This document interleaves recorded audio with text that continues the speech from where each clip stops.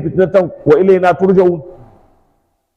To ni dai ina mata kyakkyawan zato, saboda dalili annabi sallallahu alaihi wasallam ya ce ana duba ƙarshe ne, al'amari yana tabbata ne akan ƙarshen mutum.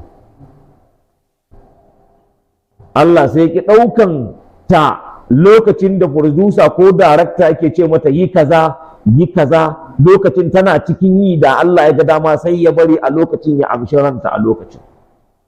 Saboda haka da su za ta tashi tana mai azumi za ta tashi. Wannan haka ne, akan abin da ka mutu akan da a tashe ka. Da aka yi maganar ɗakin ƙaba da a fasa da a rusa, Nana Aisha ta ce wa annabi ya ce da a halakar da dukkansu in su zo da su sake fasa shi na uku. Ta ce to a cikinsu ai man laysa minhum, akwai wanda ba su cikinsu. Ya ce yub'as kullum yub'asuna ala niyyatihim, za ta tashe kowa akan niyyarsa ne. Mutum ne ya faɗo akan taguwarsa ya fasa kansa ya mutu da ihrami a jikinsa, annabi sallallahu alaihi wasallam yake cewa kar ku rufe masa fiska, yana da harami, fa innahu yub'asu yawmal qiyamati mulabbiyan, za a tashe shi ranar kiyama yana talbiya, yana labbaika Allahumma labbaika labbaika la sharika laka labbaika innal hamda wan ni'mata laka labbaik la sharika lak. Saboda haka ta kwanta da niyyar azumi. Komi hasadanka, komi kiyayyanka, ni ban san ta ba, ni ban san kowannen su ba. Wannan ni la'akari nake yi da abinda annabi sallallahu alaihi wasallam ya faɗa. Sai dai kawai wannan ya kamata ya zamo wa'azi masu, abinda suke yi ba daidai ba su tuba, su koma zuwa ga Allah. Matan ku nemi maza ku yi aure, ba wani dogon buri ba komai, domin ku zauna ku yi ibadan Allah. Wannan abin da kuke samun mata'un qalilun ne, dan kankani ne abin duniyan, amma dai irin mutuwan da su ta yi, ni ma da dan samu ina so irin wannan mutuwan. Ni ma ina so in yi sahur, in yi salloli na in roki Allah da azumi a baki na, Allah ya amshi rayuwana a watan Ramadana.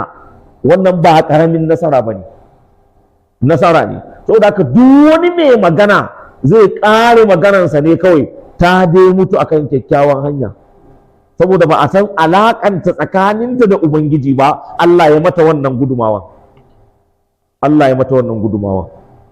Magana na ƙarshe, wani shekara na je aikin hajji, wani mutum ba sakkwace yana gabana da 'yan uwansa har suna rirriƙe hannu. Muka zo da mu shiga rauda, tun daga ƙofar Babu Salam sai muka gangaro ta hannun dama, sai muka zo santan inda in mun bi wa'annan filolin zai kai mu cikin rauda ne. Domin ka fito daga Babu Salam ka miƙe santa, za ka bi ta gaban inda kabarin manzon Allah sallallahu alaihi wasallam ne yake, ka fita ta ɗaya ƙofar, ba za ka samu rauda ba. To saboda haka sai muka koma ta wannan gefen da su, ina ji suna ta magana dukkansu uku da sakkwatanci, suna ta magana. Shi wannan ɗayan yana Allah ka taimake mu, Allah ka agaza mana, Ubangiji Allah ka amsa addu'a na. Ni dai ina ji yana ta faɗan wannan. Har muka gangara da su, ribibin an buɗe da mu shiga, sai ya zamo ni ina gaba da su, su suna baya, saboda dama da ribibi ne. Da aka sake buɗe na biyu, sai ya zamo suna gaba da ni ina bayansu. Da aka sake buɗewa lokacin da za mu samu shiga cikin rauda ɗin kenan, aka buɗe muka shiga da gudu, sai ya zamo ina ciki can kurkusa da inda kabarin annabi yake, su ma suna gurin inda akwai mai malami wanda yake yawo kuma security ne, akwai ɗan abin da suka ɗan kewaya, shi na cikin wannan kwaridon. To don haka ana ta furtsuwa, to in ka samu ka ishe gurin, to wannan furmutsin ku dai zamo muku da sauƙi, furmutsin dai zamo daga farkon shigowa ne. Muka yi nafila, muka sake nafila, muka yi nafila, muka sake nafila. To shi tsakanina da shi akwai mutane sun kai 5 ta hannun dama na kenan. To shi da ya tashi da yayi nafilar, yayi sujadan, ya dunkule kuma a sujadan. Ni ina ganinsa, wannan ina gaya muku labari na gaskiya. wallahi an zo ana koran mutane su fita saboda wasu su shigo. Ni da aka zo ta gurin inda muke din, kafin a zo inda muke din, sai na sake canja wani guri na kafin a zo inda nake din kuma don ci gaba da abin da nake so in yi. Wallahi bayan kusan an kori mutane, ni ina ɗaya daga cikin wanda nake ƙarshe sun zo suna taɓa mutumin nan haka sai su uce shi, su bi su taɓa mutumin nan sai su uce shi. Wallahi mutumin nan ya rasu. Ina jin wani ya zo yake cewa kai wanga bawan Allah mi tsakaninsa da Ubangiji Allah ya mai wannan gata ya kashe shi aljanna. Wallahi ina ji mutumin na faɗa, saboda annabi ya ce ma baina baiti ma baina liman mimbari raudatun min riyadil janna. Me tsakaninsa wannan wanda bawan Allah mai tsakaninsa da Ubangiji yayi mai wannan gata, wallahi bawan Allah nan ya rusu. To a can gida a ce mai kaɗa galangu ne ana rawa na tara mutane, to ya zo ya mutu a rauda, sai ka ce masa me? Ana duba ƙarshe ne.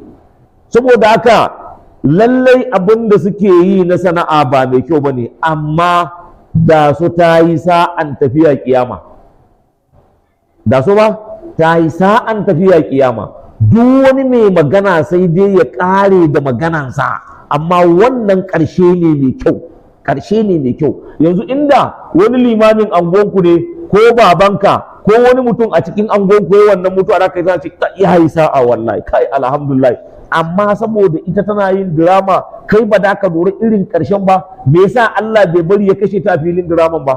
Ko baka san suna tafiya akan draman su zauna suna rihazal ba? To a rihazal din sai a karɓi rayuwanta, sai Allah bai yi haka ba. Allah ta'ala ya mana muwafaka, Allah ya samu gyara halayenmu, Allah ya gafarta mana zunubanmu. Ina ƙara muku fatan alkhairi mazauna wannan gari, musamman ko waɗannan jagororin masallacin nan. Allah ta'ala ya ƙara muku lafiya, ya dafa muku. Allah kuma ya ƙara albarka wa zuri'ar mu gaba ɗaya. Ubangiji Allah ya karɓi ayyukanmu da muka yi a cikin watan Ramadana. Rabbana atina fid dunya hasana wa fil akhirati hasana wa qina azaban nar. Amma dan ba da dama guda biyu, mutum biyu, akwai wani mai tambaya akan wani abu za mu iya amsa mutum biyu haka, saboda kar mu dakale jama'a ya zamo da yiwa wani na da son ko ya faɗi wani abu, in kuma babu shi kenan. Subhanakallahumma wa bihamdika nashhadu an la ilaha illa anta nastaghfiruka wa natubu ilayk. Assalamu alaikum wa rahmatullahi.